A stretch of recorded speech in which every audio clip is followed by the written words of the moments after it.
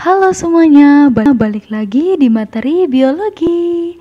Nah, di video kali ini kita masih akan membahas mengenai metabolisme, tetapi dengan sub materi yang berbeda. Kali ini kita akan mempelajari tentang katabolisme. Oke, dari tujuan pembelajaran video kali ini, yang pertama dapat memahami pengertian dari katabolisme. Yang kedua, mampu memahami respirasi aerob atau respirasi yang membutuhkan oksigen. Kita mulai dari pengertian katabolisme. Katabolisme adalah reaksi penguraian senyawa yang kompleks menjadi senyawa yang lebih sederhana dengan bantuan enzim. Nah, penguraian suatu senyawa dapat menghasilkan energi. Energi itu berasal dari terlepasnya ikatan-ikatan kimia yang menyusun suatu persenyawaan. Semakin kompleks persenyawaan kimia, maka semakin banyak ikatan kimia yang menyusunnya, dan semakin besar pula energi yang dilepaskan. Dan akan tetapi energi yang itu tidak dapat digunakan secara langsung oleh sel, dan energi itu harus diubah terlebih dahulu menjadi persenyawaan adenosin trifosfat atau ATP, yang ATP tersebut dapat digunakan oleh sel sebagai sumber energi yang terpakai.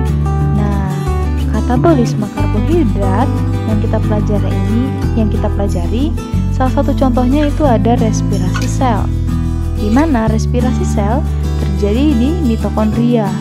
Respirasi sel itu sendiri merupakan proses penguraian senyawa organik kompleks menjadi senyawa sederhana dengan mengeluarkan sejumlah energi.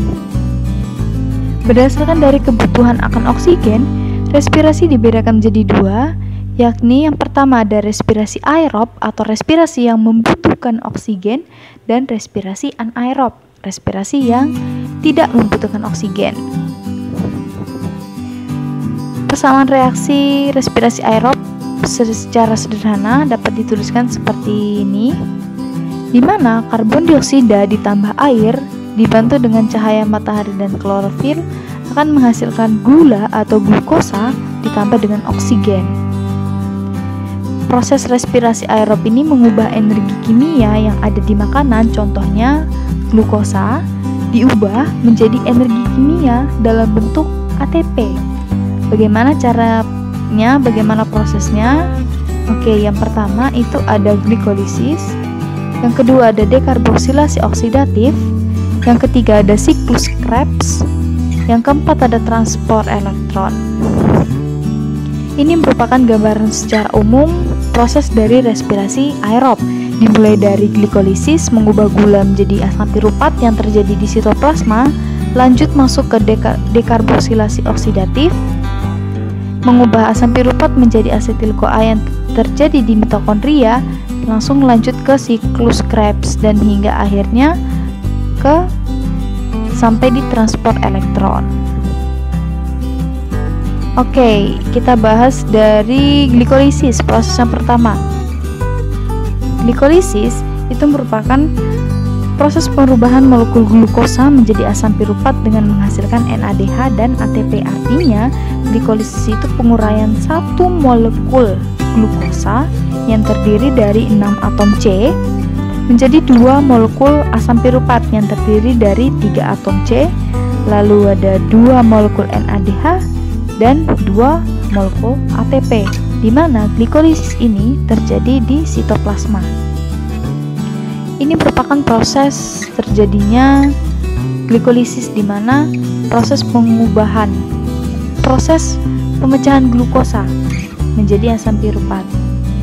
Dimulai dari glukosa, terus diubah menjadi glukosa 6-fosfat, fruktosa 6-fosfat, fruktosa 1,6 bifosfat, dan ketika di fruktosa 1,6 bifosfat diuraikan, dipecah menjadi 2 molekul hingga akhirnya sampai ke asam piruvat. Lalu untuk bahan untuk glikolisis ini apa aja? Jelas glukosa. Lalu produk atau hasil yang dihasilkan itu ada 2 ATP, 2 NADH, dan 2 asam piruvat. Lanjut ke dekarboksilasi oksidatif yang terjadi di mitokondria. Nah, sebelumnya sudah terjadi glikolisis kan tadi, dan ketika di glikolisis tadi itu merubah senyawa 6 atom C menjadi 3 atom C.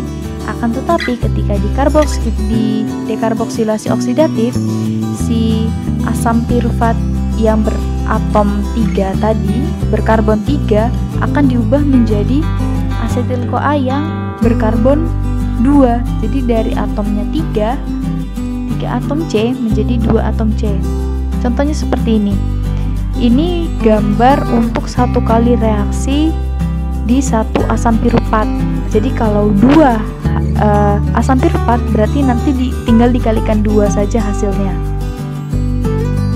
Oke, 3 asam pirufat, 3 atom C akan diubah menjadi asetil-CoA 2 atom C.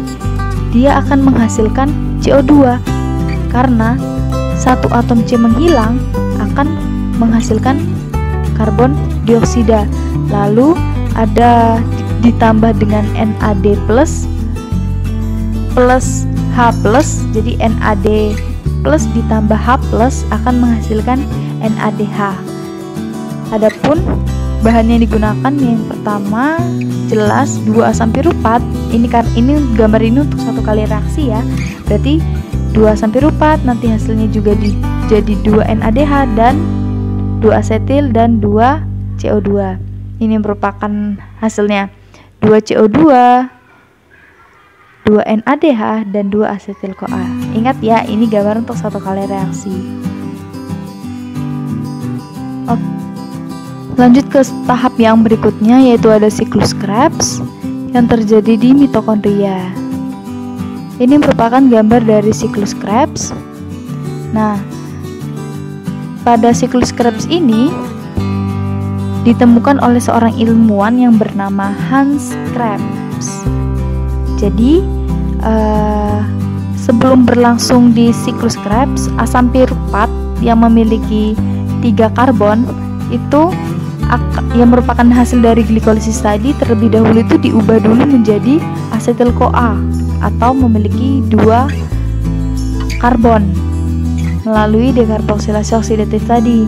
Dan ketika masuk ke siklus Krebs, asetil-CoA tadi itu direaksikan dengan asam oksaloasetat ini yang memiliki 4 karbon.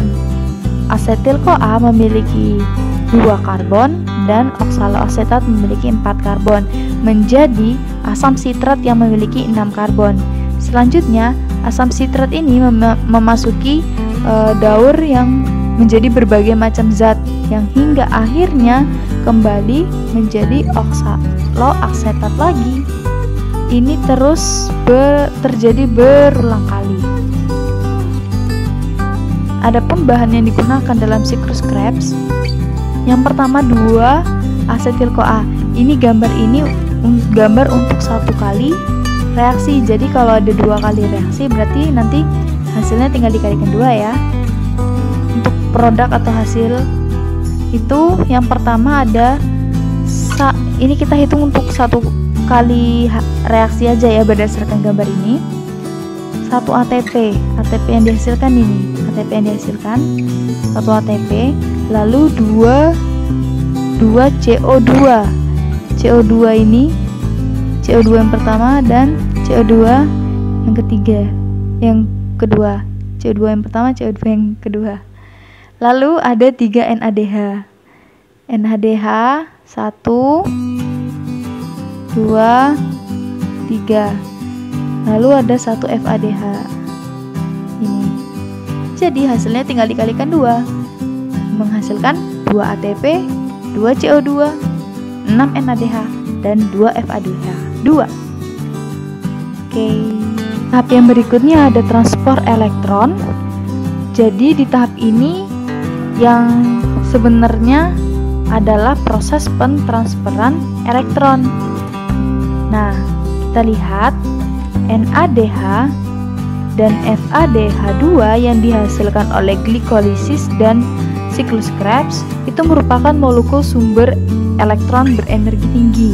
dan elektron berenergi tinggi ini kemudian akan ditransfer ke membran dalam mitokondria untuk dipanen menjadi ATP.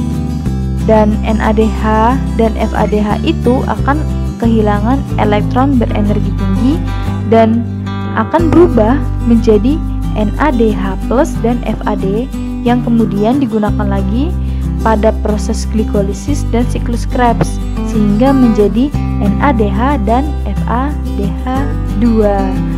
Jadi NADH ini merupakan gambar transfer elektron ya. NADH ini memiliki elektronnya tinggi, berenergi tinggi. Dia akan dipecah menjadi NAD+ dan H+. Artinya ketika NAD+ dan H+ ini diubah menjadi NADH, artinya dia ketambahan dua elektron kan. Berarti NADH ini memiliki 2 elektron.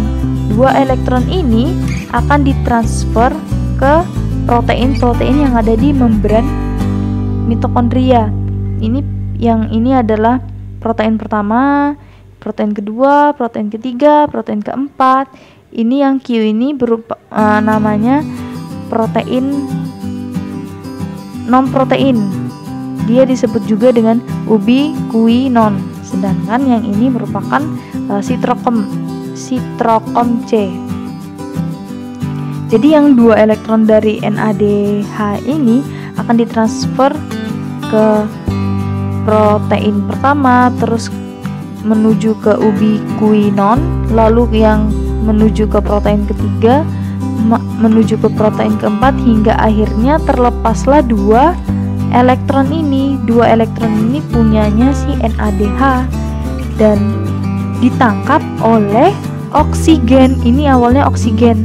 Nah, kalau misalkan ditanya kenapa membutuhkan, ini merupakan respirasi aerob kan, terus oksigennya di mana? Dan oksigennya itu dipakai di sini, ditransfer elektron. Oksigen ini yang menangkap elektron tadi, 2 elektron tadi. Sehingga ketika oksigen ini menangkap 2 elektron dan H+ ini juga dia bisa bereaksi dengan oksigen ini sehingga menjadi 2H+ ditambah setengah oksigen atau setengah O2 menghasilkan H2O. Karena oksigen ini ketika dia menangkap 2 elektron dia akan terpecah menjadi 2 kan. Nah, ini kan seperti kayak persamaan reaksi gitu kan, supaya setimbang gitu. Di sini hanya 2, di sini hanya 2, di sini O-nya 1, di sini O-nya juga 1. Jadi depannya harus dibuat setengah. Seperti itu. Dan setiap kali perpindahan elektron, energi yang terlepas itu digunakan untuk mengikat fosfat ke ADP sehingga terbentuklah ATP. Karena ATP itu terbentuk dari ADP ditambah fosfat. Lalu berapa total ATP yang dihasilkan selama proses respirasi aerob? Oke, ini ada clue yang perlu kalian ingat bahwa 1 NADH itu setara dengan 3 ATP dan 1 FADH setara dengan 2 ATP. Ingat ya. Oke, kita mulai dari tahap glikolisis tadi. Kita recall kembali. 2 ATP, 2 NADH dan 2 asam piruvat. 2 ATP tetap ya. 2 ATP tetap di 2 ATP. 2 NADH dikali 3 karena 1 NADH itu sama dengan 3 ATP. Jadi 6 ATP. Sehingga total untuk glikolisis itu ada 8 ATP. Kemudian lanjut ke tahap dekarboksilasi oksidatif. Produk yang dihasilkan ada 2 CO2, 2 NADH dan 2 asetil-CoA. Kita ubah 2 NADH dikali 3 menjadi 6 ATP sehingga totalnya Di proses dekarboksilasi oksidatif ada 6 ATP. Lanjut ke siklus Krebs. Hasilnya ada 2 ATP, 4 CO2, 6 NADH, dan 2 FADH2. Oke, 2 ATP tetap 2 ATP karena udah sama ATP. 6 NADH dikalikan 3 sehingga menjadi 18 ATP. 2 FADH2 dikalikan 2 ATP dikalikan 2 sehingga menjadi 4 ATP, sehingga totalnya menjadi 24 ATP. Masuk ke transfer elektron. Itu tadi ini ada 10 NADH. Nah, kenapa 10 NADH? Kita lihat transfer elektron kan dia mentransfer si NADH dan FADH, ditransfer sampai ke proses transfer elektron. Kita lihat di sini NADH-nya ada berapa? Di sini ada 2, ada 6. Berarti kalau ditotalin ada 10 NADH. Lalu FADH-nya juga ada 2. Lalu ada 2 ATP hasil dari glikolisis, 2 ATP dari siklus Krebs, sehingga 10 NADH dikalikan 3, 30 ATP, 2 FADH dikalikan 2, 4 ATP, ditambah 2 ATP, ditambah 2 ATP, sehingga menghasilkan 38 ATP. Nah, ini merupakan gambaran tabelnya. Kalian bisa lihat di tahapan glikolisis, lokasinya di sitoplasma, bahannya glukosa, produk yang dihasilkan ATP, dekarboksilasi, lokasinya di mitokondria, bahannya asam piruvat, dan ATP yang dihasilkan siklus Krebs, lokasi di mitokondria, bahan yang diperlukan 2 asetil-CoA, ATP yang dihasilkan 24, hingga akhirnya total ATP yang diperlukan dalam respirasi aerob yaitu 38 ATP. Ini bisa dilihat sendiri ya, tabel berikut ini. Oke, sekian pembahasan kita kali ini mengenai katabolisme, terutama proses-proses dari respirasi aerob. Semoga kalian paham dengan materi yang disampaikan. Terima kasih yang sudah menonton video kali ini dan sampai jumpa di video selanjutnya.